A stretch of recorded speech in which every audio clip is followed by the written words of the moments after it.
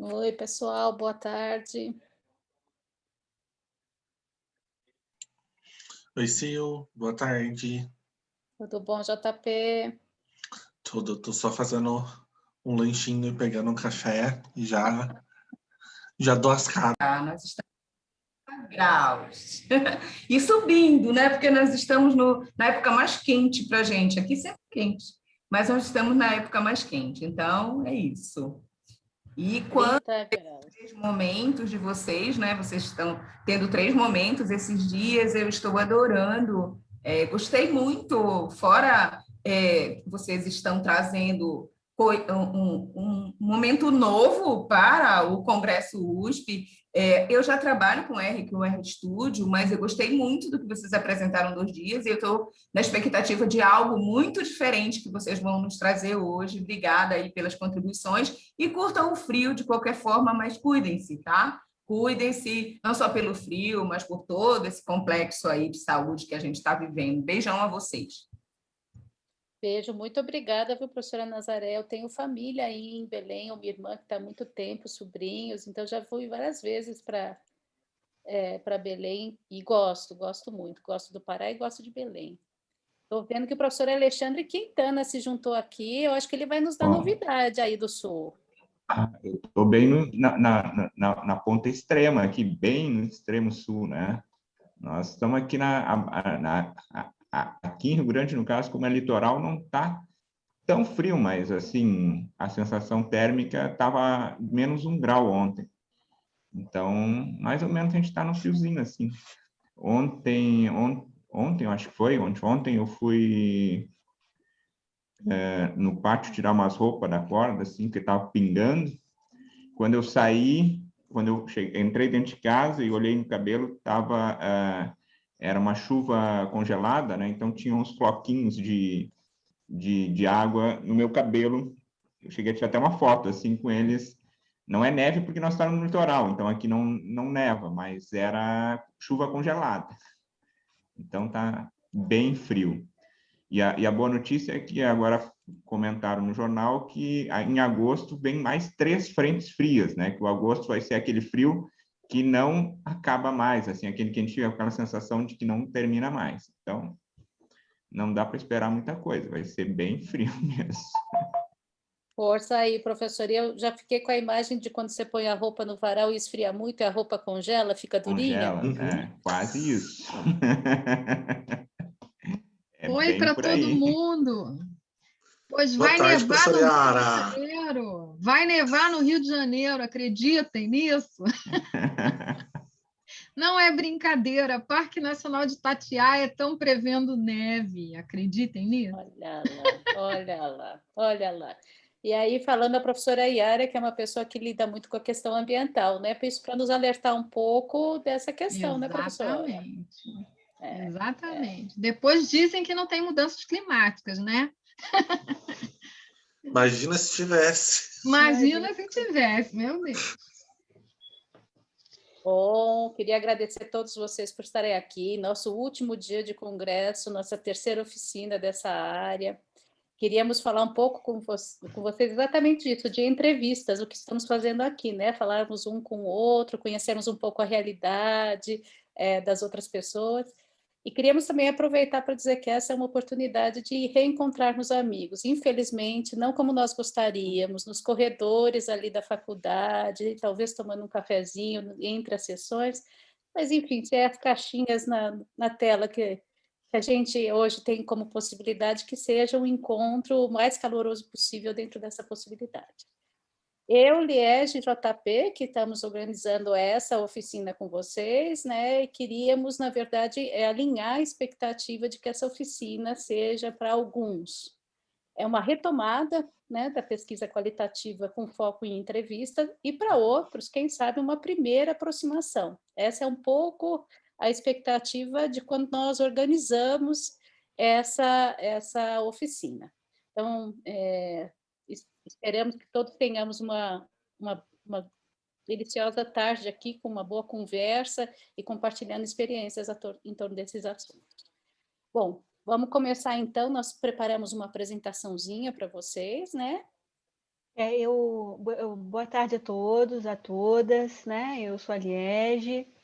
Hoje eu estou aqui na companhia de pessoas muito queridas, né? Estou muito emocionada de estar aqui com vocês. É a primeira vez que eu estou participando de uma oficina, assim, desde o planejamento, da execução. Então, para mim, é um misto de um nervosismo.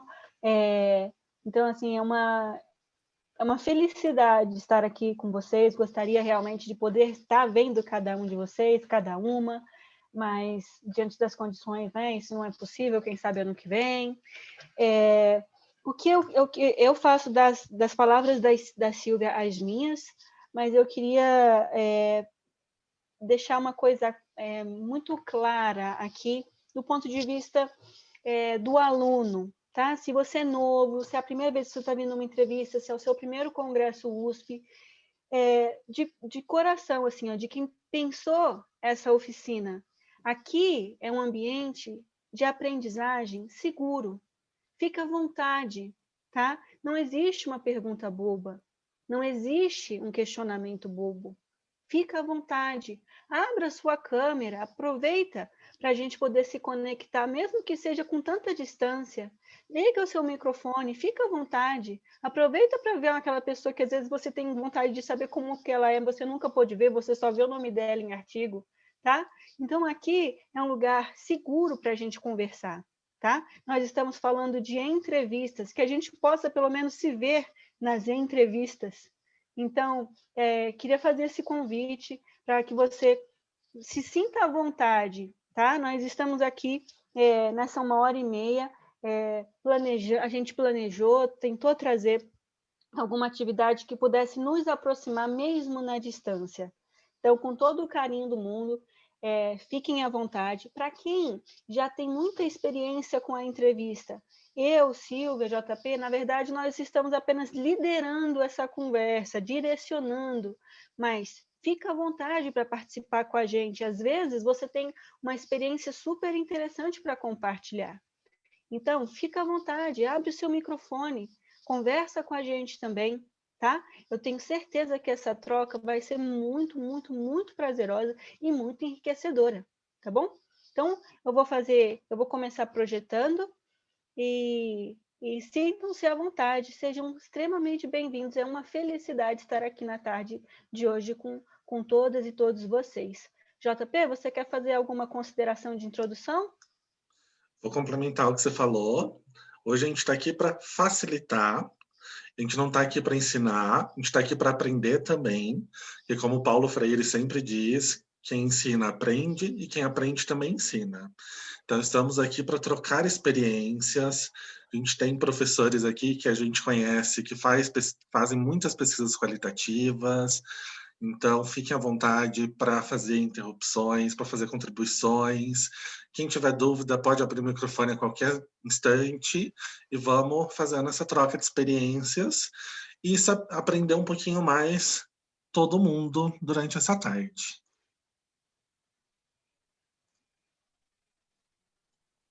Bom, para começar essa oficina, a gente queria contar um pouco das nossas histórias acadêmicas, porque acho que é um bom começo, né?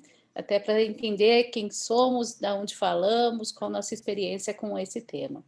Bom, quem já me conhece, eu sou uma pesquisadora há bastante tempo, né? Não vou falar quantos anos, tá, gente? Porque eu larguei pesquisa quantitativa, então não vou dar atenção a números, tá certo?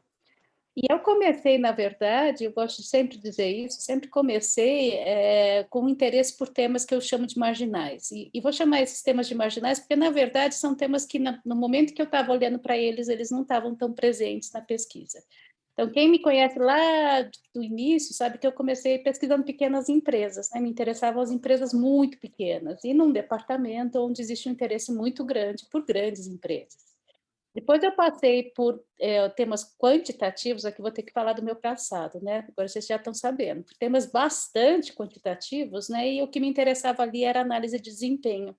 E eu acabei usando análise por envoltória de dados para tentar entender quais são as dimensões de análise de desempenho que definem, por exemplo, uma empresa que tem uma excelente performance.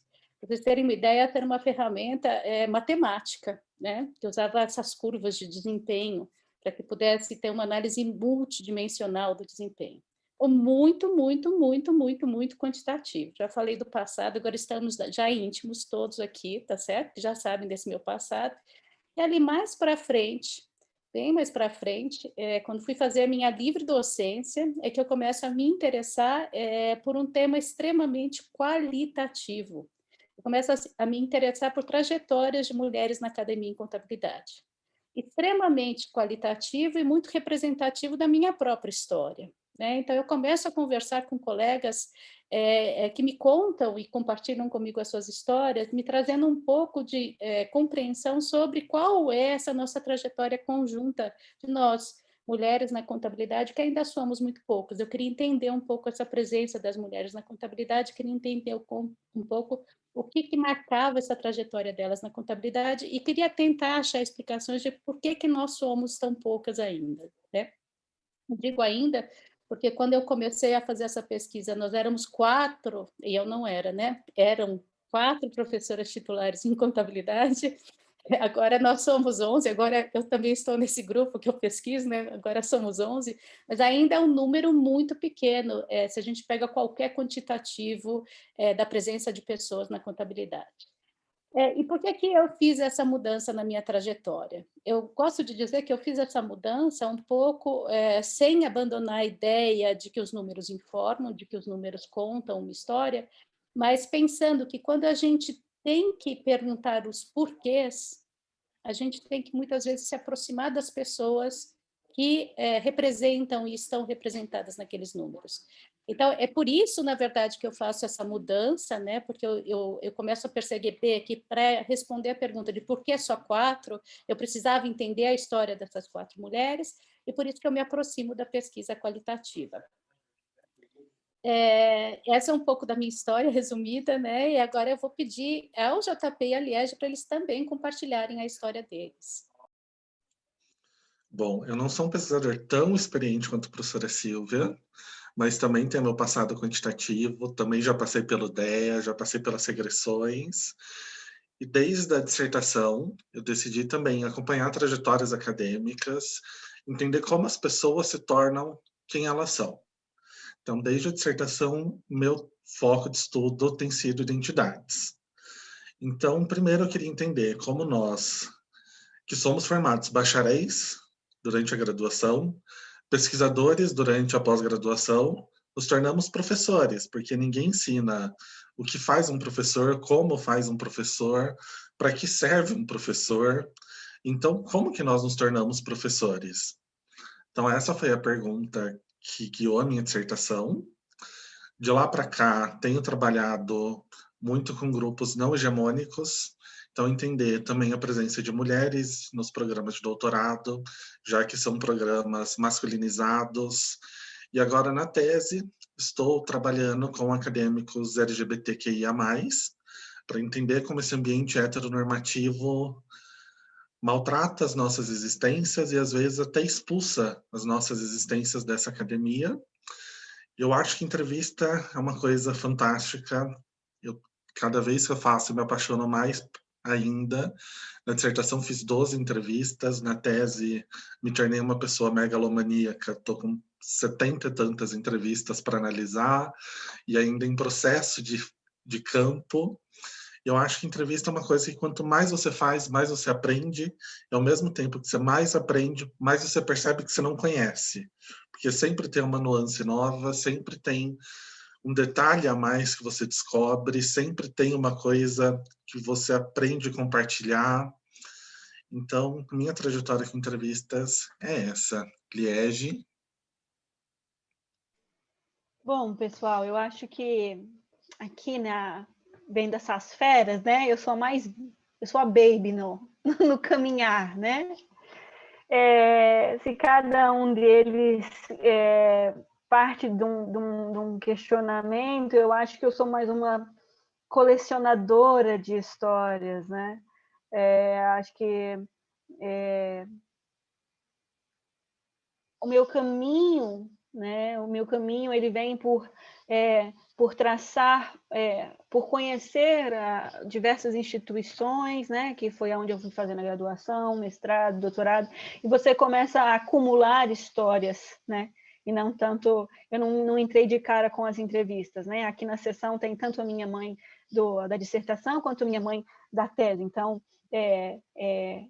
os estudos, tanto quant quanto quali, eles estão sempre comigo. Agora,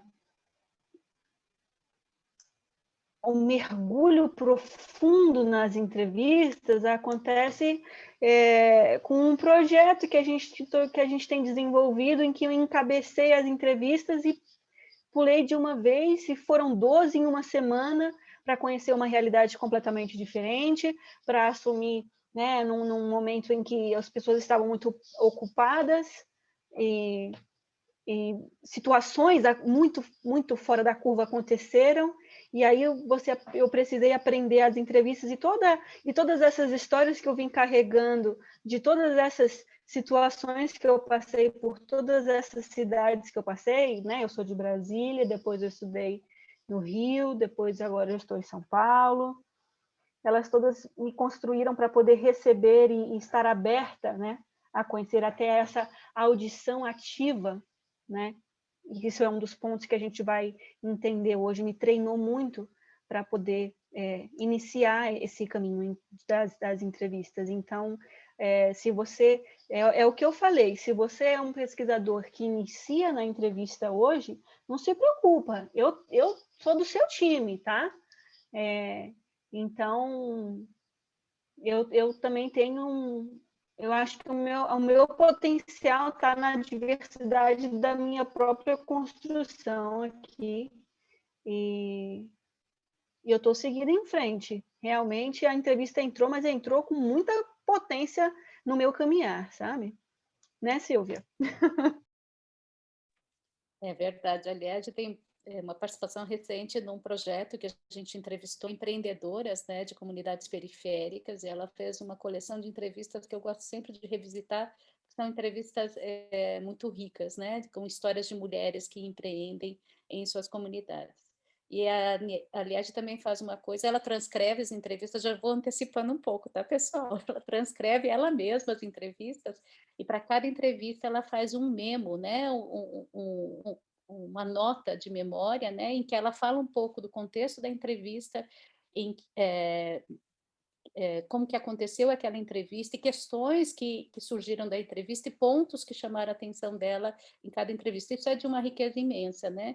Então, chegou forte, né, Mi? Chegou forte para você essa questão das entrevistas. São pontos que a gente vai abordar hoje, né? A construção do diário de campo, né? Porque a gente tem, né, no caso, a entrevista, a construção da própria entrevista, mas a gente tem uma outra questão que é relacionada ao próprio diário de campo, porque quando a gente fala em pessoas, a gente não fala só da linguagem falada, né? O corpo fala, outras situações falam, os arredores de quem a gente entrevista também fala. Então, essa construção do contexto é muito importante. E qual é o elemento fundamental desse memo? Quando a gente faz a entrevista, também já dando um spoiler aqui do que a gente vai conversar mais profundamente, mas essa é uma conversa orientada, né? E quando você já coloca... o que é muito importante você conseguir guardar? Você conseguir guardar tanto a sua emoção, quando você fez aquela entrevista, né? Mas também o quê? Que qualquer pessoa que pegue aquele seu relato para ler consiga entender as suas preocupações, você consiga transmitir essas preocupações. Daí a necessidade desse memo, e ao mesmo tempo, com esse memo, você consegue o quê? Entrelaçar o que você queria perguntar com o que de fato aconteceu e deixar para a posteridade, para a pessoa ter uma mesma possibilidade de análise desses dados. Ou seja, será que eu vou ter que fazer uma entrevista posterior para poder ter mais um pouco de riqueza? Será que eu consegui atingir meu objetivo? Né? Então, a entrevista não é só a entrevista, né? Porque o que esse memo também nos dá? Nos dá uma noção das nuances, né? que é uma outra questão importantíssima da técnica da entrevista. Enfim, falei um monte de coisa aqui, a gente ainda vai conversar, mas é porque realmente é muito interessante, tá? Silvia, segue com a agenda, né? Eu sigo com a agenda, a gente já deu alguns spoilers, mas ainda vale a gente compartilhar com vocês o que a gente planejou para essa nossa sessão da tarde, né? Primeiro, a gente quer falar sobre como a gente pensa uma entrevista. E ali já antecipou que a gente planeja, mas ali no encontro as coisas, na verdade, podem antecipar, algumas coisas podem perder importância. Então, tenham sempre em mente que esse planejamento é essencial, que a gente precisa cuidar de muitos elementos que são importantíssimos, mas que esse encontro é que é determinante para a pesquisa. Para falar da entrevista, a gente vai ter que dar um passo atrás e vai ter que falar do que é pesquisa qualitativa. Vocês vão precisar entender a pesquisa qualitativa dentro da abrangência dela e dos diferentes tipos de pesquisa qualitativa. E aqui é importante dizer que a pesquisa qualitativa é um termo guarda-chuva, e a gente quer explorar um pouco o que abrange esse termo guarda-chuva com vocês. E aí sim a gente vai para o foco da nossa oficina, que é o processo de construção e de constituição de evidências através das entrevistas. Essa é a nossa ideia, e o nosso foco em entrevistas é porque, na verdade, ela é uma estratégia de construção de evidências que é muito presente na pesquisa qualitativa de diferentes tradições. Por isso que é a nossa escolha nessa oficina. Tudo bom? Vocês estão preparados para essa viagem da tarde? Podemos começar? Porque agora vai partir o avião, tá certo? Vamos embora? O avião não está em Curitiba, então não está a casa congelada. Então vamos lá. Bom, antes de entender o que é uma pesquisa qualitativa, o que a gente precisa entender? Que toda pesquisa ela é ancorada em alguns pressupostos filosóficos. Então, que pressupostos são esses? A ontologia e a epistemologia. A ontologia é como eu entendo a realidade, como eu entendo a constituição do ser. Já a epistemologia é como eu entendo a construção do conhecimento. E juntas, cruzando a ontologia com a epistemologia, nós temos o que Burrow e Morgan chama de paradigma, mas o que o Gefar chama de tradição de pesquisa. Eu, pessoalmente, particularmente, João Paulo Rezende de Lima, sigo mais o Gefar com tradição de pesquisa. Por quê? Porque eu tenho uma colega de doutorado que está aqui, inclusive, que trabalhou muito com Kuhn e sempre batia na questão de que paradigma é um conceito kuhniano, então não misturar uma coisa com a outra. Então, uma coisa é uma coisa, outra coisa é outra coisa. Então, aqui, Gefar apresenta as 3 tradições de pesquisas principais na área de business, que é o positivismo e o pós-positivismo, o interpretativismo e a pesquisa crítica. E para que serve cada uma dessas 3 tradições de pesquisas? Ela ajuda a gente a entender exatamente como o conhecimento é construído. Então, a gente tem aqui os pressupostos sobre a realidade, o objetivo dessa tradição de pesquisa, a tarefa, a unidade de análise e o foco metodológico. Então, por exemplo, na pesquisa positivista e pós-positivista, a realidade é objetiva e pode ser entendida pelo espelho da ciência. Ela é definitiva e probabilística. Então, por exemplo, a Silvia comentou que ela pesquisa um universo do qual ela faz parte. A pesquisa dela pode ser positivista? Jamais. Por quê? Porque a pesquisa positivista busca encontrar a verdade, busca uma ciência neutra. Já a Silvia, ela faz parte daquela comunidade, ela faz parte daquela realidade. Então, ela é uma agente social dentro de uma realidade e pode interferir naquela realidade. Então, a pesquisa dela tem que ser interpretativista ou crítica. Por quê? Porque são 2 tradições de pesquisas que aceitam a participação do agente social, que parte do pressuposto de que a realidade é histórico e socialmente construída. O que isso quer dizer? Que nós temos estruturas sociais hoje, mas que elas não são imutáveis.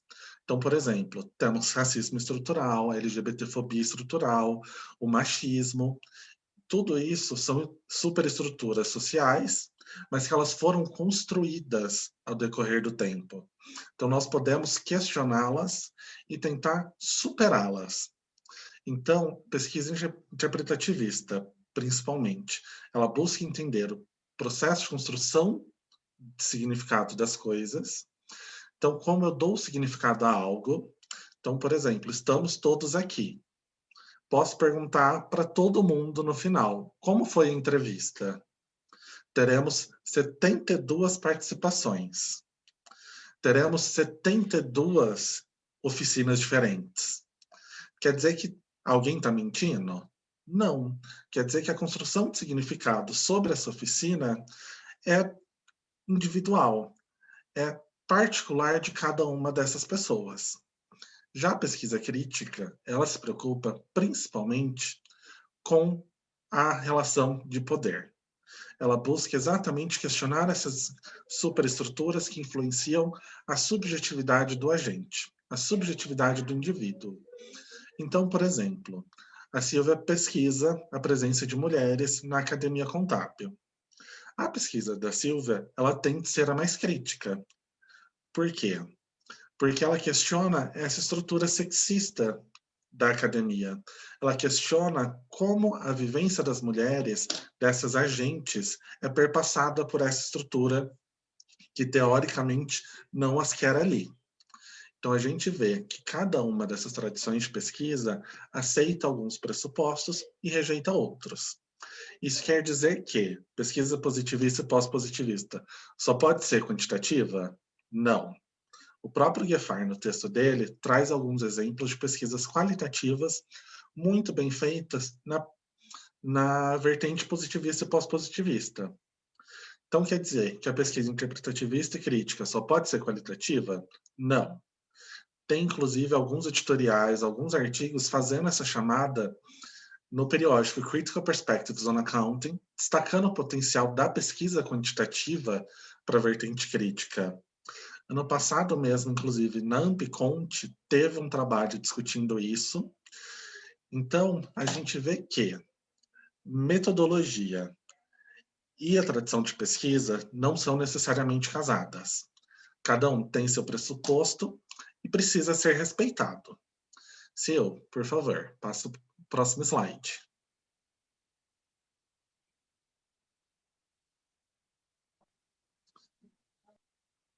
Então, como eu comentei para vocês, o Gefar chama a tradição de pesquisa, o Burry Morgan paradigma, agora o Crotty chama epistemologia e perspectiva teórica. Vocês vão encontrar diversos nomes para essas mesmas coisas, mas independente do nome que você der, qual que é a importância dessa discussão? Coerência. É preciso ter coerência entre os elementos ontológicos, epistemológicos, teóricos e metodológicos. Então, por exemplo, aqui no Crotty, a gente tem o construcionismo, que parte do pressuposto de que a realidade é socialmente construída, a perspectiva teórica é o interpretativismo, que aceita exatamente a participação social dos agentes. Na questão metodológica, a gente tem a pesquisa qualitativa básica, que, segundo o texto da Marian 2002, é o tipo de pesquisa qualitativa mais básica que existe. Mas por ser o mais básico, ela não vale? Não. Ela é a pesquisa que simplesmente visa analisar o processo de construção do significado de algo. Então, mais para frente, a gente vai trazer alguns exemplos disso. E, por fim, a gente chega no método, a entrevista. O Crotty, ele é altamente criticado porque tem gente que fala que entrevista não é método, que interpretativismo não é perspectiva teórica, mas é normal de todo teórico ter críticas e ter alguma coisa que a gente mexeria ali. Então, dando seguimento a essa questão de coerência, próximo slide, por favor. A gente traz aqui 2 exemplos baseados no Crotty. A gente parte de uma epistemologia objetivista, numa perspectiva teórica positivista. A metodologia é uma pesquisa de levantamento, então uma survey, para ser analisada por métodos estatísticos. A gente vê uma coerência aqui. Por quê? Porque é uma tentativa de ciência neutra e distante do pesquisador. Já do outro lado, a gente tem o construcionismo, pautado pelo interacionismo simbólico com base na etnografia. O que é a etnografia? É um método originado na antropologia que busca entender principalmente o papel da cultura em determinada comunidade. Então, as etnografias clássicas que nós conhecemos são, por exemplo, quando um antropólogo ou uma antropóloga vai viver com uma tribo indígena por determinado tempo para entender como é a cultura daquele povo. Isso é uma etnografia. Eu me insiro em uma cultura, tento me aproximar o máximo possível daquela cultura para entender os seus pressupostos, mas sempre sabendo o meu limite de insider-outsider. Que por mais que eu entre naquela cultura, eu nunca serei um nativo, porque eu já tenho a minha bagagem sociocultural antes da entrada nessa comunidade. E um dos métodos de construção de dados da etnografia é a observação participante, que já que eu estou inserido naquela comunidade, eu observo os ritos de passagem dela. E uma coisa que eu queria chamar a atenção para vocês é que a pesquisa qualitativa tem o seu próprio vocabulário. Então, vocês podem ver que eu não estou chamando coleta de dados. Estou sempre falando o processo de construção de dados. Por quê? Porque na pesquisa qualitativa, o dado ou a evidência, ele é carregado de subjetividade. Então, ele é carregado da minha própria bagagem. Então, ele é construído num processo dialógico entre eu e o meu participante da pesquisa, ou o meu objeto de pesquisa, se, por exemplo, for um documento. Uma coisa que a gente também sempre precisa ter cuidado é não tratar a pessoa da entrevista como um objeto. A pessoa está ali como um participante, como um ser humano, num processo dialógico com você. Então, por isso que a gente fala construção de dados, porque tem essa subjetividade carregada nele. Ao contrário da pesquisa quantitativa com números, que o número está ali. Simplesmente você coleta ele e traz para a sua pesquisa. Então, esse é o primeiro ponto que a gente queria enfatizar com vocês. Coerência onto, epistemológica e metodológica. Pode passar, Liege.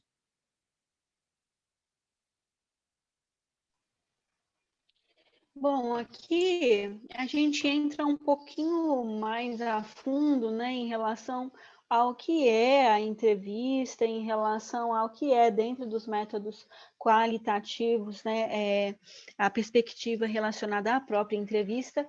E aqui eu não sei se a Sandra está aqui, mas uma das fontes pelas quais eu também estudei para a construção desse livro, e para mim foi uma honra saber que eu rapidinho vi um comentário dela aqui.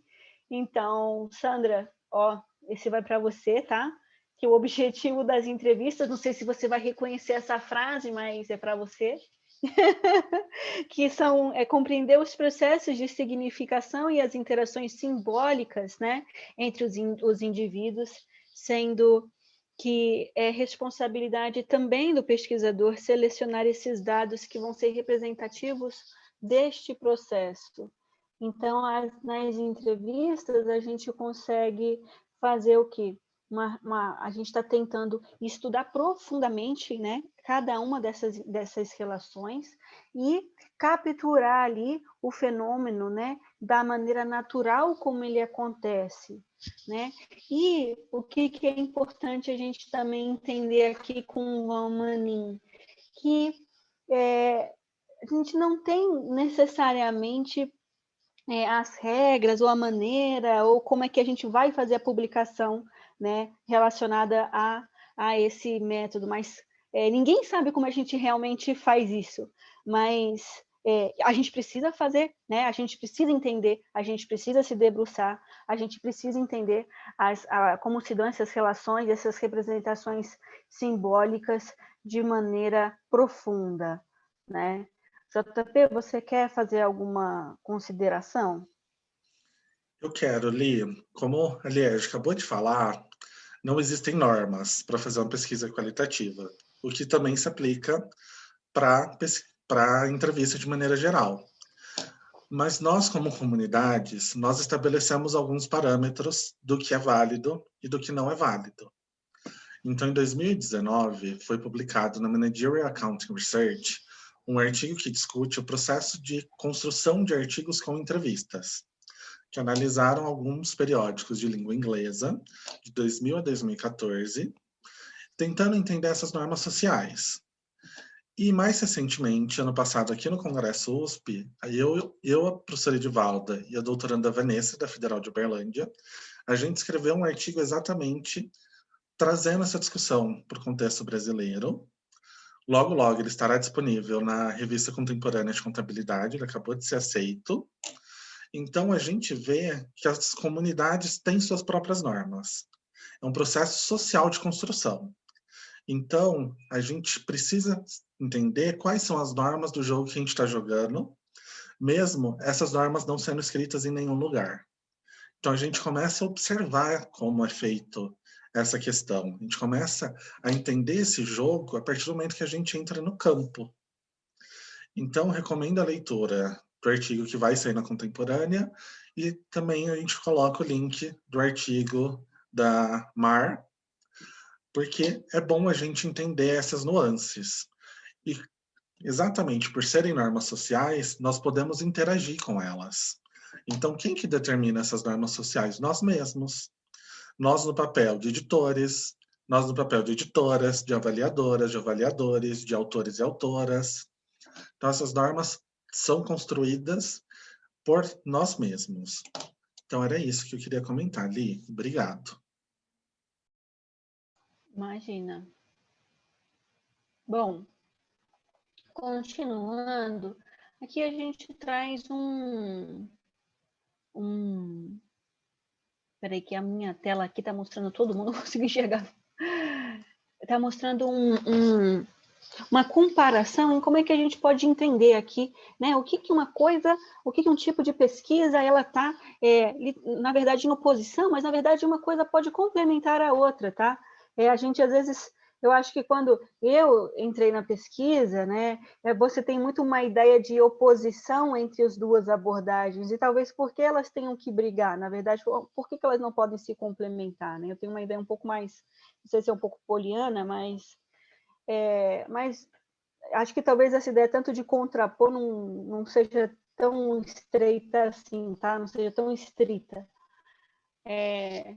Mas só para poder apresentar para vocês. Então, se de um lado você tem uma pesquisa quantitativa, que ela testa teorias objetivas, examina, né, a relação entre diversas variáveis, ela é neutra, ela trabalha com a coleta de dados, ela tem como objetivo explicar, prever e controlar.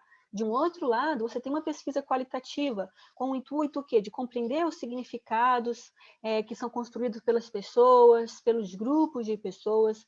Em vez dela envolver a neutralidade, ela vai envolver uma subjetividade. Em vez dela ter uma coleta de dados, né, ela vai ter uma construção de evidências. Em vez de ter uma explicação de prever e controlar, você tem de entender e compreender. Você pode ter o quê? Uma pesquisa quantitativa e, posteriormente, né, para aquelas nuances em que a quantitativa ela te deu às vezes com relação a uma quantidade enorme de dados, você pode usar a pesquisa qualitativa para você conseguir compreender um campo de maneira mais profunda alguma realidade, tá certo? Então, assim, não é porque você abordou de uma maneira um assunto que você não possa continuar, né, e abordar também o mesmo assunto com outro guarda-chuva, tá certo? Eu acho que, às vezes, quando a gente estuda, a gente acha, nossa, eu posso fazer um estudo de uma única maneira. Não pode. O conhecimento ele pode ser abordado de diversas maneiras. E elas podem ser complementares, tá certo? Elas podem ser complementares. Então, na pesquisa aqui qualitativa, a gente tem algo que é subjetivo, algo em que você vai ter uma construção aqui das evidências, entender, compreender. Então, você tem, digamos, diferentes aproximações em relação a como é que a gente vai tratar isso que nós chamamos, né, de dados, mas, na verdade, aqui são evidências, são construções aí provenientes da nossa realidade. E aí, eu acho que, assim, para trazer esse incômodo, para trazer essas desconstruções, né, relacionadas a como a gente às vezes entra na academia.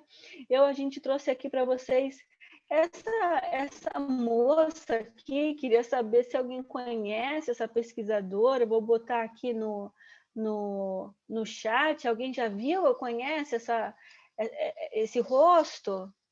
Se alguém puder comentar aqui no chat. Alguém já viu essa... alguém sabe quem é? Eu vou dar um spoiler. Ela está na Netflix com uma palestra. Os livros dela, se você lê o título, você jura que é autoajuda, mas não é. Então, eu gosto muito, particularmente. E aí? Liege, quem que é? Quem que é? Quem que é? Ninguém sabe? Além de ser a base teórica da sua tese. Bom, pessoal, essa é uma pesquisadora, tá? Exatamente, a Brené Brown. Tassiane já viu os livros porque, né, ela deu uma passeada na minha casa, mexeu na minha biblioteca. Então, eu trouxe para vocês um trechinho de um TED Talk dela, em que ela vai exatamente contar, né, sobre essa transição quando a gente é comparado aí com essas duas abordagens de que eu tenho que trabalhar com dados, e o que pode acontecer? Peraí, deixa eu só sair aqui do...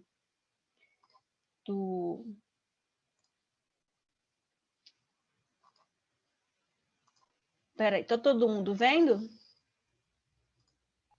Ainda está começando. Tá carregando, ó. Agora sim, Tá apareceu carregando? a sua Tá. tela. Pronto.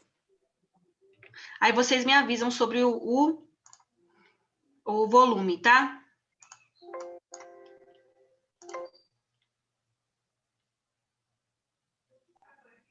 Todo mundo vendo? Gente, é só um Pode dar pedacinho do play. vídeo, tá?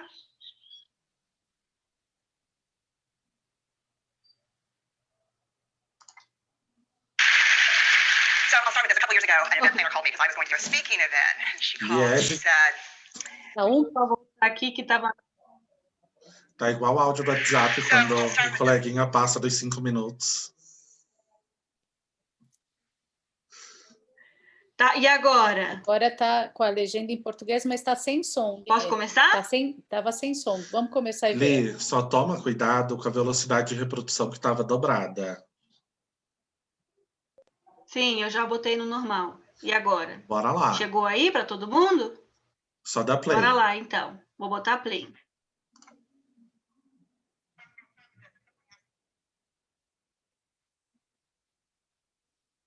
Agora tá devagar demais. E está sem o áudio, pelo menos para mim. Não sei se para vocês.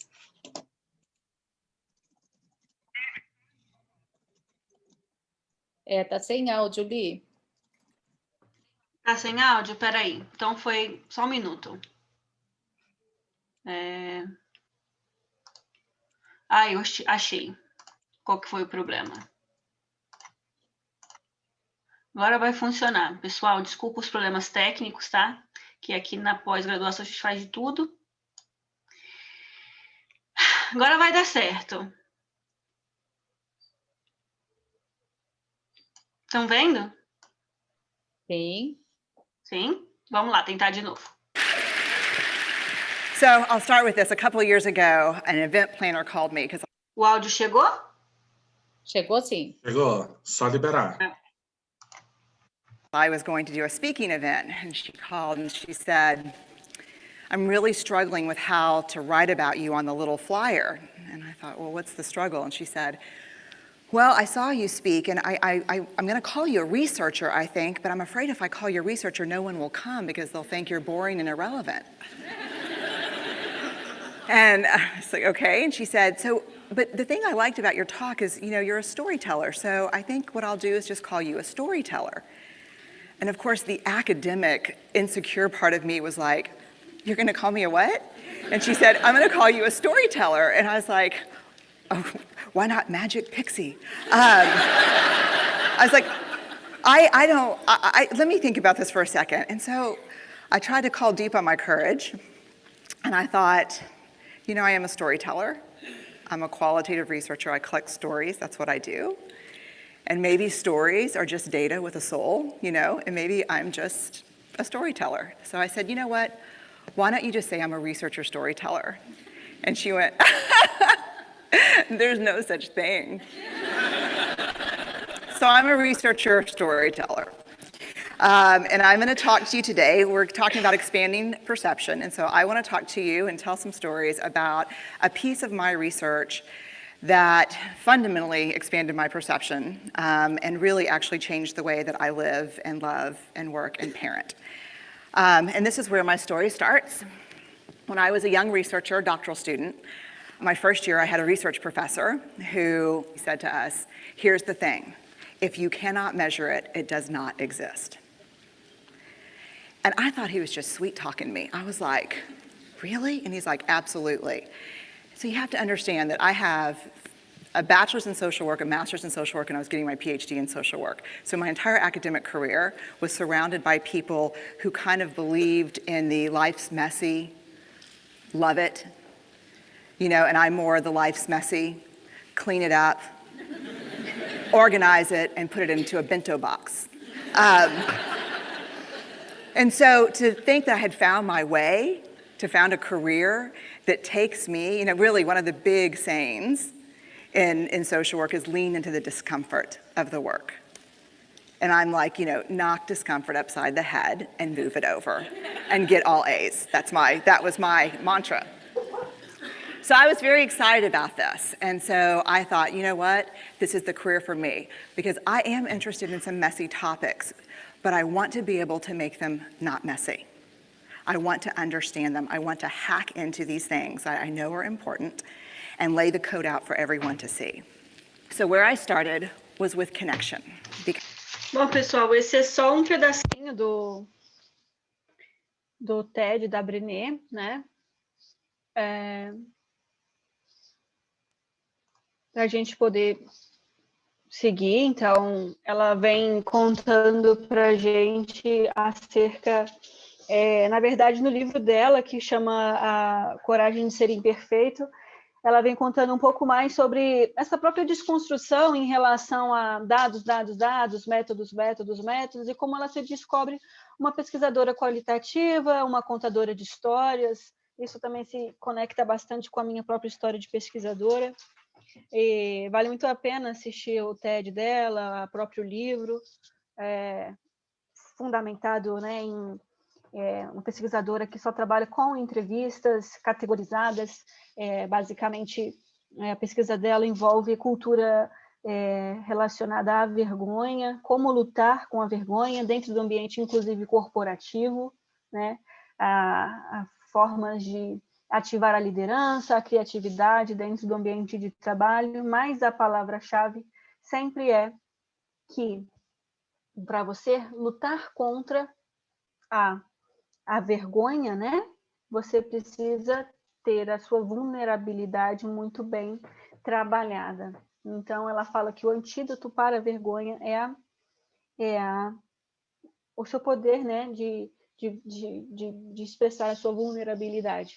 Então, ela tem um banco de dados todos relacionados a entrevistas gigantescos, e ela conta um pouco em relação a essa transição, né, enquanto ela fazia o PhD dela, de uma pesquisadora que sempre foi educada para o quantitativo, e ela se descobre que para investigar o tópico dela, né, de pesquisa, o que é importantíssimo, você entender o tópico de pesquisa, a sua questão de pesquisa, e a melhor maneira, né, pela qual você vai traçar essa trajetória para chegar na resposta que você realmente, né,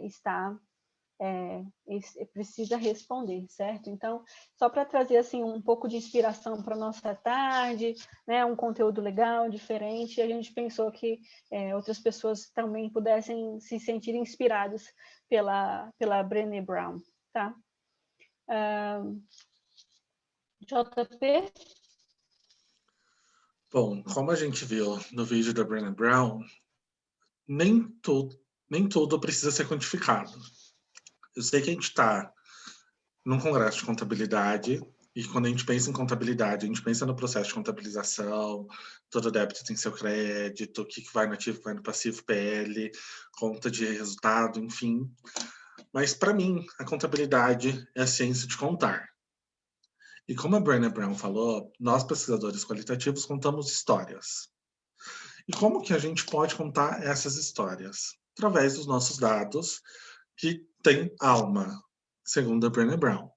Então, como nós podemos construir esses dados? Aqui a gente traz algumas possibilidades.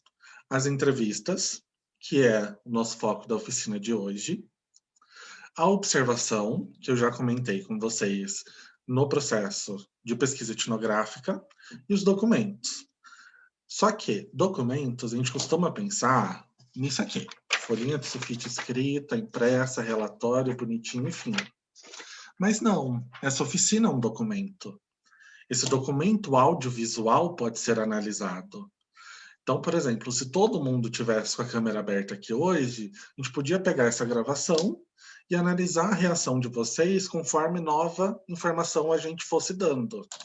A gente podia observar pela reação corporal de vocês, pela expressão de surpresa, pela expressão de tédio, pela expressão de já sabia. Então, documentos também são audiovisuais. Podem ser fotos, podem ser vídeos. Enfim, documento é tudo aquilo que você consegue analisar sem precisar acessar a pessoa diretamente. A observação, ela pode ser participante ou não participante. A participante é a que eu me insiro naquela cultura e eu participo ativamente dela como pesquisador, eu faço intervenções nela.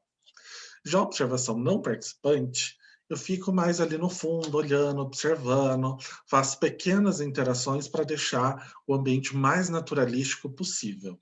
Porque isso é pesquisa qualitativa, é analisar o fenômeno no seu ambiente natural. Li, pode passar, por favor.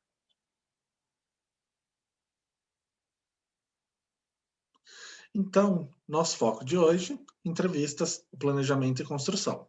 Que agora a gente vai entrar a fundo nessa discussão. Pode passar, Li. Então, a gente tem diversos tipos de entrevista. A gente tem entrevista individual, que é entrevista uma pessoa. Então, por exemplo, eu entrevistando a Liege entrevistando a Carol, que é a interação de duas pessoas ali. Uma pesquisadora e a outra a informante, a participante da pesquisa. Nós temos a entrevista em grupo, então eu fecho aqui uma breakout room, eu, a Silvia, a Liege, a Carol, o professor Yara, o professor Alexandre, vou entrevistar eles, mas entrevisto ao mesmo tempo, todos ali. E nós temos o focus group, que se diferencia da entrevista em grupo no fato de que o focus group está preocupado na interação entre os membros. Então, eu não vou entrevistar a Silvia dentro daquele grupo. Eu vou ver como a Silvia interage com a Liege, interage com o professor Alexandre, interage com a Carol. Eu vejo as interações do grupo. Então, geralmente, o focus group, ele demanda 2 ou 3 pesquisadores, porque precisa ter alguém para conduzir, mais as pessoas para analisarem as interações em tempo real. Voltando para a entrevista individual, nós temos a entrevista estruturada, que é a entrevista que eu tenho um roteiro de entrevistas. E por que eu digo roteiro? Porque o roteiro, quando a gente pensa cinema, filme, teatro, etc., ele tem todas as letrinhas, pontuações, palavras certinhas para serem seguidos passo a passo. Então, na entrevista estruturada, eu não tenho liberdade para mudar o meu roteiro. Então, ela se aproxima bastante de uma pesquisa pós-positivista, porque eu vou sempre buscar o máximo de neutralidade possível, já que eu estou aplicando o mesmo roteiro para todas as pessoas.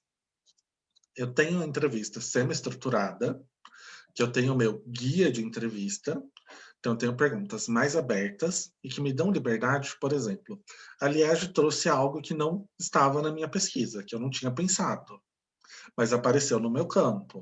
Ao invés de ignorar, como eu faria na estruturada, eu tenho a liberdade de aprofundar ali. Tenho a liberdade de aprofundar esse tópico, de adicionar no guia e perseguir nas próximas entrevistas. Já a entrevista desestruturada é uma entrevista bem mais ampla, bem mais aberta. Eu tenho minha questão de pesquisa, minha fé, cara, coragem e foco. E vamos. Então, por exemplo, nas minhas primeiras entrevistas da tese, Minha única pergunta era: pode me contar sobre sua trajetória acadêmica? Isso era a minha entrevista. Tive entrevistas que duraram 4 horas, tive entrevistas que duraram 1 hora. Tive um entrevistado que, inclusive, brincou que a gente estava fazendo sessão de terapia, porque toda segunda-feira a gente tinha um horário para continuar a entrevista durante 6 semanas. Virou quase uma terapia. Por quê? Porque a minha questão era ampla, era desestruturada, e conforme os elementos iam aparecendo na entrevista, eu decidia quais perseguir e quais não, de acordo com o meu problema de pesquisa. E, por fim, nós temos a entrevista conversacional, que, como o próprio nome diz, ela é mais uma conversa. Então, é a troca do pesquisador e da pessoa que está participando da pesquisa. Li, pode passar, por favor? JP, e assim também, só para fazer um comentário, em relação a esses tipos de pesquisa, não necessariamente quando a gente começar, que exatamente eu acho que isso que você está relatando, não necessariamente a pesquisa ou a entrevista, ela já nasce com dado um certo tipo estruturada, semi-desestruturada. Por exemplo, você pode, igual você está falando, o que você fez? Você fez uma primeira abordagem do campo com uma única pergunta que te gerou diversas interações, desde uma pessoa com a qual ela se identifica, né, com você, durante 6 semanas vocês se encontraram, e olha a quantidade de riqueza de material que vocês não tinham para conversar, para desenvolver, quanto uma pessoa que talvez só quisesse falar com você durante meia hora, uma vez, porque talvez a pessoa não tivesse tudo para falar. Então, às vezes a gente vai começar a abordar o campo com uma pergunta, né, para poder entender melhor, para aí se tornar alguma semi-estruturada, para aí você decidir como é que você, às vezes você vai querer expandir, ou conseguir uma quantidade maior de pessoas, você vai falar de uma maneira mais focada. Também são decisões que cabem ao pesquisador, né, na construção, não é mesmo? Isso é importante, Li. Na pesquisa qualitativa, a gente costuma falar que nós temos mais flexibilidade. Ter mais flexibilidade não quer dizer que a gente não tem rigor, a gente quer dizer que a gente não tem rigidez.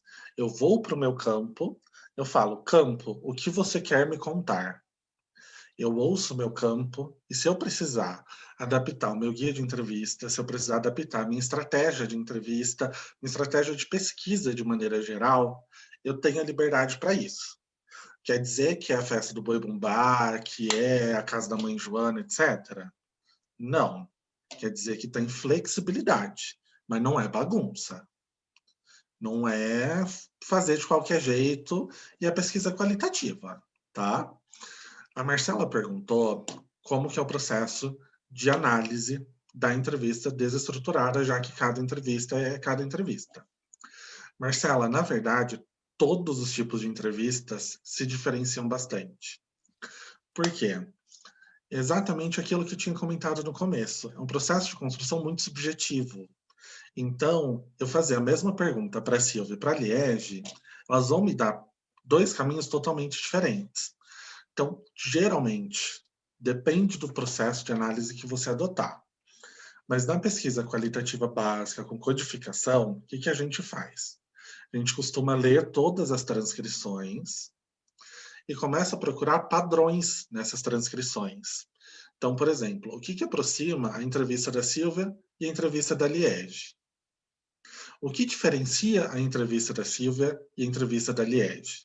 Então, a gente procura pontos de convergência e pontos de divergência.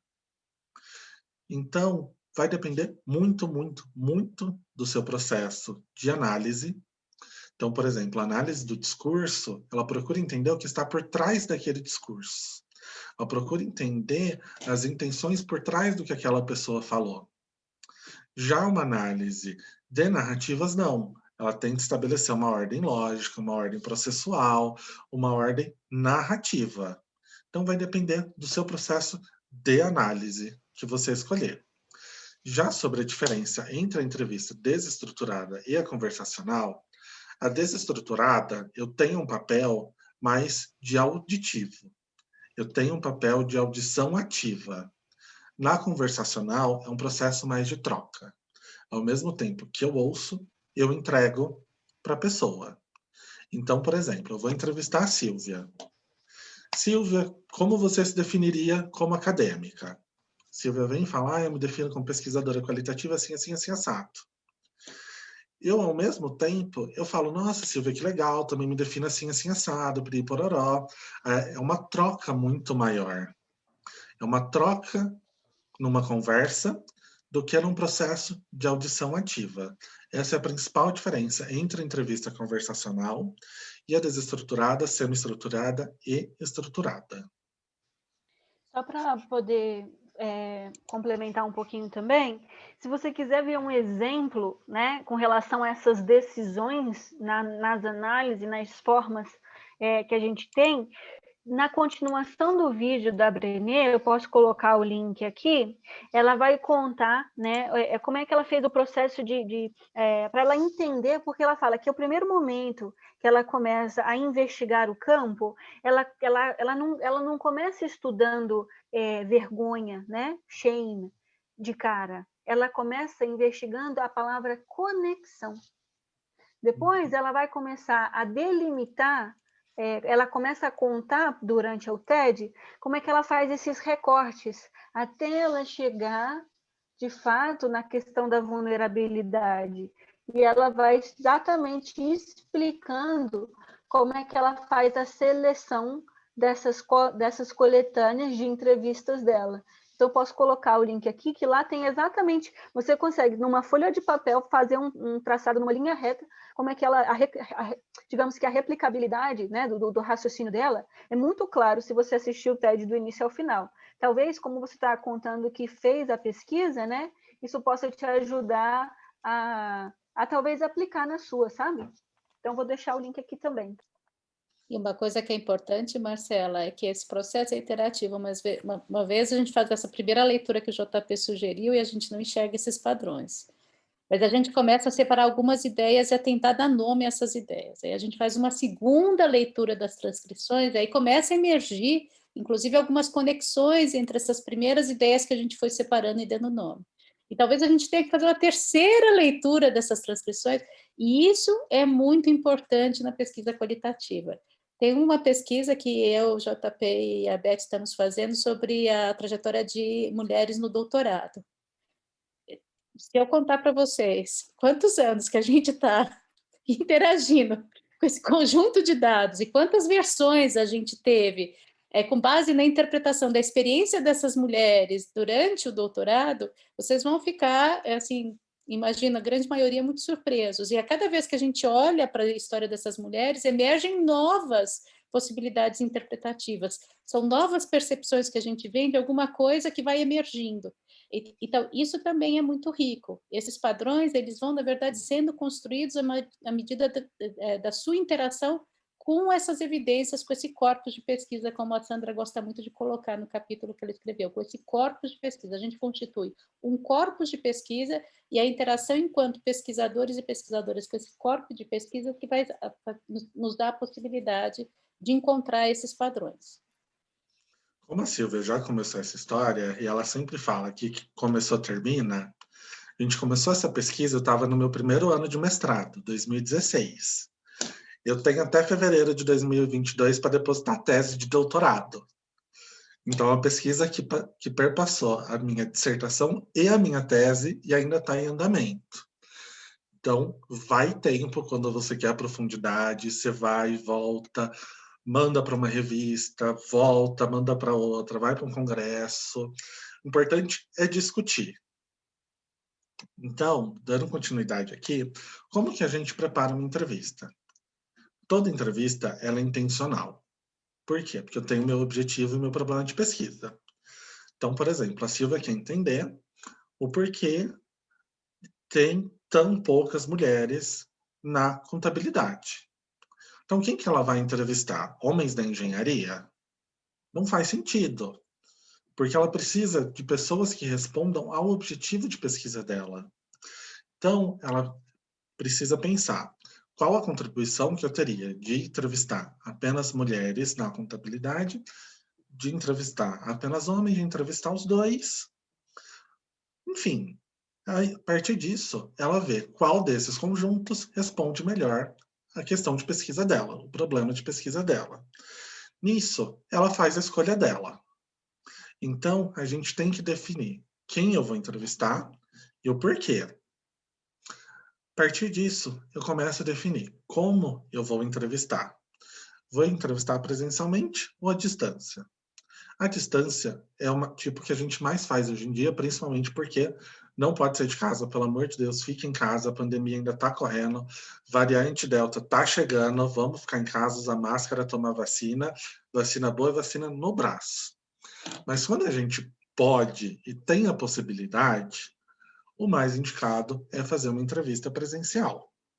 Por quê? Porque exatamente como a gente traz do trocadilho do nome da oficina, é um acontecimento entre vistas. Um acontecimento que acontece na troca dos olhares. Um acontecimento que acontece ali. Porque você tem a reação do corpo inteiro, você tem a troca pessoal. É quase uma conexão de almas fazer a entrevista. Mas na impossibilidade de fazer presencial, a gente faz à distância, que também é extremamente válido. Depois disso, de acordo com o meu problema de pesquisa, eu penso, que tipo de entrevista eu vou fazer?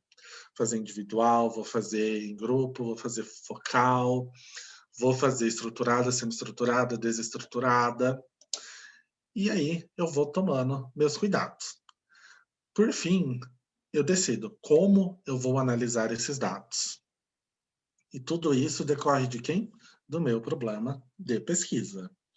Então, a gente nunca pode esquecer que o problema de pesquisa, que é o nosso capitão, que é quem guia a nossa pesquisa, desde quando a gente decide quem entrevistar e por quê, até como analisar os nossos dados, as nossas evidências. Li, pode passar.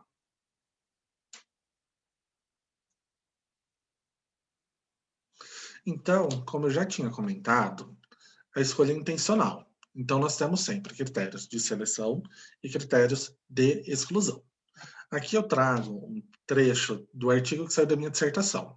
Como eu já tinha comentado, o meu problema de pesquisa era entender o processo de construção da identidade de docentes. A minha teoria apontava que isso acontecia principalmente entre 4 e 6 anos de carreira. Então, o meu critério de seleção foi docentes de contabilidade que tinham entre 4 e 6 anos de carreira como docente do ensino superior. E está aqui. O recrutamento dos entrevistados utilizou como critério de inclusão o tempo de adoção como docente no ensino superior. E logo em seguida, eu trago a base teórica que eu utilizei, que foi o ciclo de vida profissional docente do Huberman. E a gente tem uma grande questão, uma pulga atrás da orelha, que ninguém sabe responder, que chama ponto de parada. Quantas entrevistas são suficientes? Quantas entrevistas são bastante? Ninguém sabe responder isso. Ninguém no universo. Antes de entrar em campo na minha tese, eu passei por aproximadamente 12 consórcios doutorais, tanto no Brasil quanto fora do Brasil. Ninguém nunca soube me responder isso. Perguntei para o professor David Cooper, fundador da Critical Perspectives on Accounting. Professor, quantas entrevistas são suficientes? Ele falou, quanto der tempo para você defender a sua tese. Porque uma hora você precisa defender, pode ser que a próxima entrevista ia revolucionar a sua tese, fazer você ganhar um prêmio Nobel e etc., mas você não tem tempo. Então, a gente tem esse trade-off de profundidade, de querer mais entrevistas, mas garantir a execução da pesquisa também. Então, por exemplo, agora na minha tese, eu tenho praticamente 80 horas de entrevista, mais de 2.000 páginas de transcrição, para mergulhar ali. Será que esse é o ponto de parada? Será que eu deveria ter parado antes? Será que eu deveria continuar? Isso ninguém nunca vai saber. A gente tem uma discussão também que chama saturação teórica. Só que para isso, você também precisa já estar na fase de análise. Porque você vê quando as suas entrevistas, quando o seu campo para de te dar novas informações. Então, você atingiu um ponto de saturação teórica. Só que encontrar esse ponto é muito difícil na pesquisa qualitativa, porque são experiências únicas e individuais.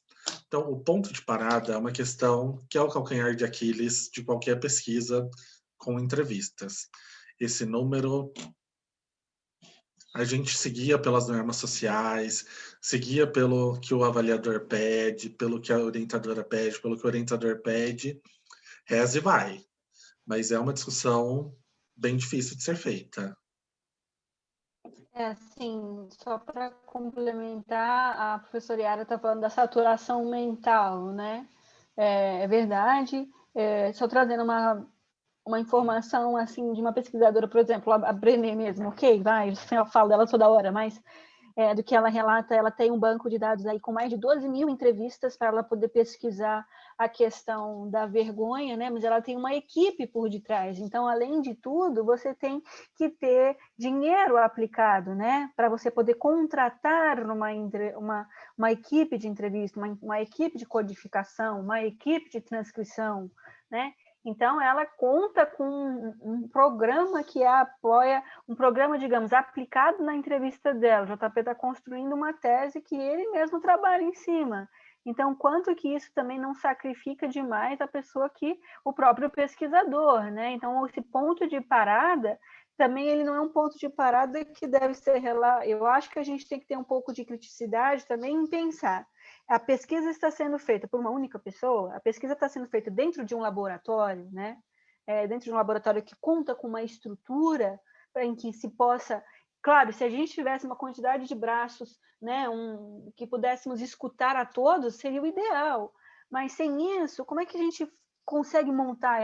É extremamente complicado, delicado e complexo um ponto desse, né? Então, a gente tem desde uma pesquisa que o JP está contando, que ele está fazendo com 57, né, JP? 80 horas, 2.000 páginas, como você tem uma pesquisadora lá nos Estados Unidos, com um laboratório, 12 mil entrevistas, até o último livro que eu li dela. Então, pode ser que isso esteja maior hoje em dia, né? Então, assim, eu acho que a gente tem que ter um olhar sobre, a gente olhar, será que 10 entrevistas é muito? Será que é pouco? Eu acho que depende também do que você está olhando, de como você está olhando, a partir de como, e também não se pode esquecer como essa pesquisa está sendo construída, por quem, né? Será que você usou tudo que você podia na medida que você tinha, né? Eu acho que a gente também tem que ter um olhar humano sobre essa construção da pesquisa, sabe? Se você discordar, Sim. pode comentar no chat também, tá? Concordo plenamente. Li, próximo slide. Aqui a gente traz exatamente algumas questões da entrevistas e da entretelas. Quando a gente faz entrevista presencial, a gente precisa tomar cuidado com a questão do lugar. Por quê? Porque o lugar tem interferências externas. Já que a professora Elizabeth Vendramin está aqui, eu vou usar ela de exemplo. A gente estava construindo um artigo algum tempo atrás e ela foi entrevistar um professor. Ela foi entrevistar esse professor e falou: vamos fazer ali no café mesmo. Ela falou que foi uma das experiências mais difíceis da vida dela de fazer essa entrevista. Que a cada 5 minutos passava um aluno para dar um oi, passava os colegas da faculdade para dar um oi para o professor. Então, para manter aquela conexão, aquela conversa, o fluxo da entrevista, foi muito difícil. Então, a interferência externa é muito importante. Linguagem corporal. O corpo fala muito. Tem momentos que mesmo no vídeo você vê. Você está aqui conversando com a pessoa, fazendo a entrevista, a pessoa está com sorriso de orelha a orelha. Do nada você vê a pessoa baixando, encolhendo, fechando a cara. É um momento de desconforto durante a entrevista. Então isso te fala alguma coisa. E a gente também tem a questão da gravação. Sempre tentem levar 2 equipamentos para fazer a gravação, porque se um der pau, você tem o outro. Eu mesmo tenho uma entrevista que eu perdi na tese, porque eu fiz pelo Skype, o Skype dava aqueles 30 dias para baixar, eu esqueci desse prazo, fui ver, era uma vez entrevista. Já a entrevista à distância também tem a questão da escolha do lugar, só que ela está relacionada principalmente à conexão de internet. sempre que possível, gravar áudio e vídeo, exatamente para ter essas nuances corporais, e também tomar cuidado com a questão da gravação. Uma coisa muito, muito, muito importante, sempre antes de começar a gravar, pede autorização para a pessoa. A pessoa tem que saber que está sendo gravada. Então, pergunta, posso gravar a nossa conversa? Você me dá o direito de gravar essa conversa, nossa entrevista? E uma coisa que ajuda muito faz a pergunta, começa a gravação e confirma. Olha, conforme você autorizou antes de eu apertar aqui o botão, já estamos gravando. Você está de acordo com isso? Que a partir desse momento você tem um consentimento gravado da pessoa. Então, você tem ali o consentimento mesmo da pessoa. Pode passar, Li. Só para eu fazer um comentário, com relação à escolha do lugar, pensando aqui no capítulo, no texto que a Sandra escreveu, assim, é óbvio, o professor ali está no ambiente de trabalho, às vezes quando você vai, por exemplo, entrevistar algum colaborador no ambiente de trabalho, você está entrevistando sobre o ambiente de trabalho, né, e você precisa talvez conversar sobre dinâmicas e talvez a pessoa não esteja, ela precisa conversar sobre um incômodo que ela tenha, talvez aquele ambiente não seja o ideal para, às vezes, ela poder te contar alguma coisa que ela precisa relatar, né? Então, você precisa ter uma perspicácia nessa escolha, ou então, por exemplo, uma mãe com uma criança pequena. Existem mães que talvez vão conseguir se concentrar na atividade, deixando o seu filho com a outra pessoa, mas tem outras mães que vão ficar mais tranquilas com o filho sentado no colo. Então, a gente também tem que entender as diferenças entre as pessoas e tentar ao máximo, né, deixá-las à vontade. Por quê? Porque esse deixar à vontade, o que isso cria, né? O que isso cria? Isso cria um vínculo de confiança, que essa é a palavra-chave em qualquer entrevista. É você alcançar essa ponte de confiança com a pessoa. Às vezes é interessante também, pensando nessa questão da gravação, de você seria muito bom que, né, você sempre ter um termo, né, que a pessoa possa assinar, te dando o ok para que você possa fazer essa gravação. Se você puder também, antes, fazer uma ligação prévia ou algum contato prévio, contar, né, do trabalho que você está desenvolvendo, avisar a pessoa, deixar a pessoa avisada, talvez para ela refletir, né? Essas são maneiras em que você começa a estreitar laços para que essa entrevista ela ganhe um potencial maior, né? Porque você estreita a relação, você dá à pessoa o direito de pensar, eu quero participar, não quero, estou motivada. Então, nas minhas experiências, isso aumenta a probabilidade, inclusive, de envolvimento, né? Nessa construção dessas evidências, certo? E na gravação, o que eu faço eu converso com a pessoa um pouco, pergunto se ela está bem, se ela está se sentindo bem, aviso da gravação, quando começo a gravar, aí converso de novo e falo, nós vamos iniciar a gravação, está autorizado, né?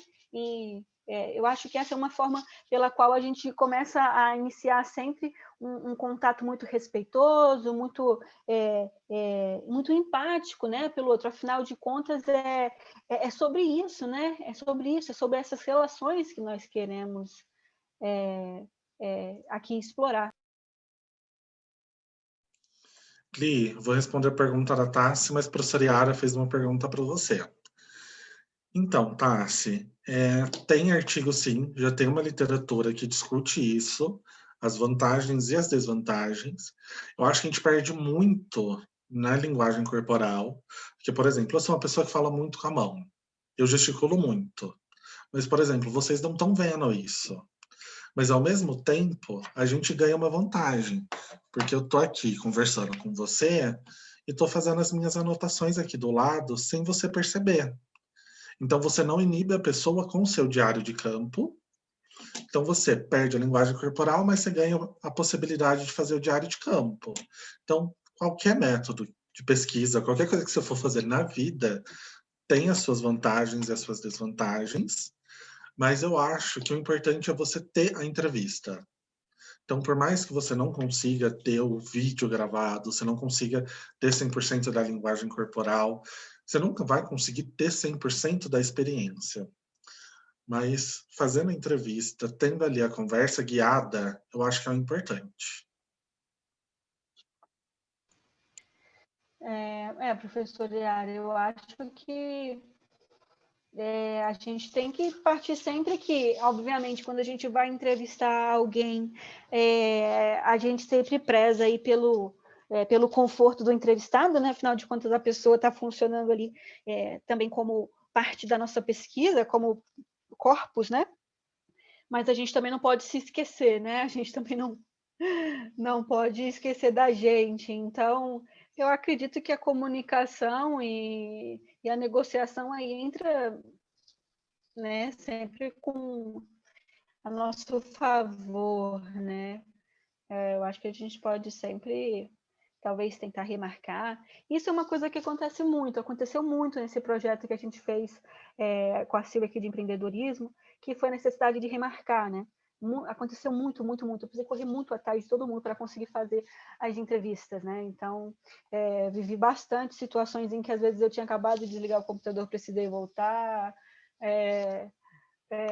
precisei negociar muito comigo mesma, com a minha família, às vezes. Então, realmente, às vezes, um pouco desgastante. Você sai de uma entrevista de 1 hora, vai para outra. Mas eu concordo que a gente também não pode se esquecer.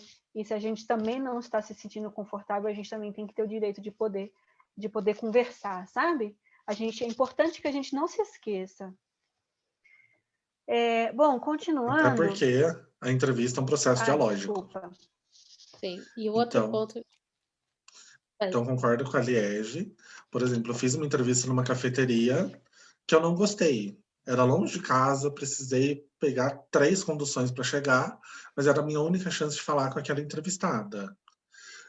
Então, o que eu costumo falar quando a pessoa vai fazer entrevista é: entrevistador não tem agenda, que se a pessoa falar sábado eu jogo futebol às 8 da manhã, às 6 da manhã do sábado eu tô livre para a gente fazer entrevista, pode ser? 90% das vezes tem que falar amém e fazer.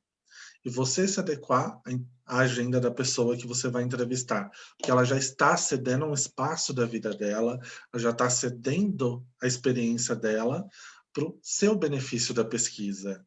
Então, eu acho que a gente tem que mais ceder do que pedir enquanto entrevistador. Eu queria reforçar esse ponto do JP, já fiz no almoço, já fiz em cafeteria bem cedo de manhã, já fiz à noite, tarde da noite, porque era o único horário disponível. Conheço pessoas que já fizeram na casa da entrevistada, que tinha um bebê pequeno, e olha, a gente tem que agradecer que ela abra a intimidade dela e um pouco da vida pessoal dela para falar sobre a trajetória dela. E isso acho que representa muito os desafios das mulheres na academia, né, para ela abrir com um PP miúdo para conversar com a gente, a importância dessa escuta, né, a importância que ela tem de contar a história dela é demonstrada por isso. E acho que a gente vai se adaptar com os equipamentos. Eu comprei um pequeno gravadorzinho que tinha a possibilidade de diminuir ruídos do ambiente. Eu ia com meu gravadorzinho, com meu celular também, sempre gostei de gravar em mais de um dispositivo e torcer para que talvez o rapaz não fique tão animado, interrompendo e perguntando se a gente quer mais alguma coisa na cafeteria, ou que a pessoa que está nos atendendo não seja tão solícita, ou que não venha, né, remover. É isso que a gente vai tentar contemplar, né? Uma coisa que eu queria também falar sobre o que perguntou a Tassiane. Esse ambiente nos limita, esse ambiente também nos possibilita, porque essas caixinhas com os rostos, que nós estamos sempre gravando, depois nos permitem voltar e ver essas expressões, essas microexpressões do rosto da pessoa, esse desconforto que o JP estava comentando, talvez com mais cuidado do que no ambiente natural da entrevista, que a gente tem tanto para se preocupar, e muitas vezes a gente não tem uma atenção tão possível para o visual, né? Apesar da gente tentar fazer o diário de bordo. Então, pensar nisso, pensar o quanto que a gente explora esse ambiente, o quanto que a gente perde um pouco do contato pessoal, né? E do entorno desse contato pessoal. Estou preocupada com o tempo, né, gente? Que a gente tem mais 4 minutinhos e nos pediram para sermos muito pontuais. Quem me conhece sabe o desafio que é para mim ser muito pontual, mas eu estou nessa luta permanente, tá certo? Então, por favor, JP e Li, repassando para vocês e 4 minutinhos para nós concluirmos agora 3. Ok, pessoal. Bom, só para a gente poder dar seguimento, eu acho que a gente vai conversando bastante, né, em relação ao roteiro de entrevistas, em relação à entrevista ela ser, né, uma conversa orientada, focada, mas o interessante aqui era o importante é o seguinte: quando você der início à sua entrevista, obviamente ela tem um roteiro, mas o que acontece às vezes é que você acha que você avaliou e acessou o campo da melhor maneira possível, mas quando você começa a entrevista, né, com o seu entrevistado, surgem assuntos pelos quais você percebe que você precisa aprofundar, né? Então, é importante você saber que você tem a liberdade para poder redirecionar o seu olhar, a sua atenção, tá certo? Então, é óbvio que é mais uma conversa mais focada do que, de fato, você ter ali uma coisa tão dura, né? Então, você inclusive pode ajustar mais para frente essas entrevistas conforme você vai... Acho que a gente falou isso mais cedo aqui, quando a gente falou dos tipos de entrevista, tá certo? Mas só para lembrar que é algo que é vivo, essa construção ela é algo, né, é vivo, tá certo? Com relação a essa preparação da entrevista, você não pode esquecer, obviamente, né, de trabalhar com toda a literatura que é existente, mas não esqueça de você, não esqueça de toda a experiência que você tem também a respeito do tema, não esqueça dos seus pares, e todos esses elementos vão te dar essa matriz que vai amarrar a maneira pela qual você vai começar a explorar o campo, tá certo? E provavelmente o campo também te dá mais informações em relação a como que você pode aí... como que você pode, inclusive, aprimorar essa investigação que você está construindo. Tudo bem? Aqui a gente trouxe mais ou menos um roteiro para que vocês pudessem entender. Então, é uma pesquisa relacionada à identificação da construção aí da pessoa que se torna, né, orientador. Então, mais ou menos aqui, como que essas perguntas elas foram categorizadas, tá certo? Só mesmo a título de informação, tá? E algumas... aqui é o JP. A gente faz assim. Agora, para a gente saber alguns pontos de como conduzir a entrevista.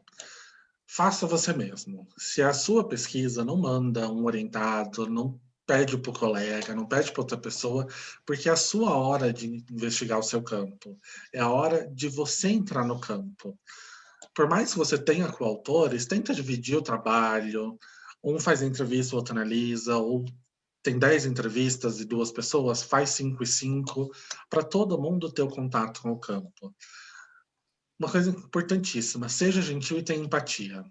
É uma outra pessoa que está ali com você. Nisso, você ganha a confiança da pessoa, porque a pessoa tem que estar confortável para compartilhar as experiências dela com você. Preste atenção no corpo fala. Deixa o entrevistado falar, compartilhar com você. Se mantenha neutro, mas não a ponto de parecer desinteressado. Saiba respeitar os saberes e as experiências das outras pessoas. Então, por exemplo, eu estou entrevistando uma pessoa X. A pessoa fala algo que eu não concordo. Saiba respeitar. O momento ali é de escuta e não de fala. Saiba ouvir mais do que falar. Ter um processo de escuta ativo. E sempre esteja atento no que a pessoa está falando, exatamente para ter alguns pontos extras, para puxar algum assunto que não tinha aparecido. Deixa o campo falar e vai explorando mais. Li, pode passar. E em relação aos cuidados éticos, em relação à gravação, sempre tenha autorização, de preferência escrita e oral. Toma cuidado com a qualidade do áudio, porque não adianta gravar e depois não conseguir transcrever. Tenha sempre um termo de consentimento livre e esclarecido para a pessoa. Sempre que possível, passe por um comitê de ética. E principalmente quando for tratar temas sensíveis, tomar cuidado com o respeito e com a empatia. Então, por exemplo, hoje em dia a gente está numa questão da Covid muito forte. Se você for tratar uma questão, por exemplo, como luto, tenha empatia pela pessoa, tenha respeito. Se a pessoa precisar chorar durante a entrevista, coisa que acontece quando nós tratamos de temas sensíveis, pergunta se ela quer parar, se ela quer continuar, se ela precisa de um copo d'água. Seja empático o máximo possível. Se coloca no lugar daquela pessoa que está sendo entrevistada, que está compartilhando aquela experiência com você. Bom, estouramos 2 minutinhos, mas acho que a gente conseguiu passar a mensagem principal. E Silvia, Liege. Pessoal, a gente vai deixar os links da apresentação. A gente deixou, tem um link que a Silvia está mandando, que é um Google Form, para a gente poder mandar para vocês as leituras, se vocês quiserem se aprofundar, tá certo? Com relação a a gravação dessa oficina, no site do Congresso tem os contatos, o e-mail para vocês poderem entrar em contato para ver como é que faz acesso a essa gravação, porque eu realmente não sei fazer o direcionamento, mas eu sei que eles estão preparando para todo mundo ter acesso às 3 oficinas que a linha de Covid ofereceu, tá bom? A gente queria encerrar perguntando se vocês têm alguma dúvida, né? A gente queria muito agradecer a todo mundo que ficou aqui com a gente. Até agora, estouramos 3 minutos, né, no horário. Então, a gente queria saber se vocês têm alguma dúvida, querem fazer alguma pergunta. Desde já, a gente agradece muito todo mundo aqui. E tem o QR Code que vocês podem acessar, né, Silvia? O formulário, né? Então, acho que a gente deve ter aqui mais uns 2, 3 minutinhos antes deles fecharem a sessão. É isso aí, pessoal. Foi um prazer aqui com vocês, estar aqui com vocês. E eu coloquei os nossos e-mails aqui no chat. Precisando de qualquer coisa, fiquem à vontade para entrar em contato conosco. Parabéns, parabéns. Obrigada. Obrigada, muito importante esse feedback para nós.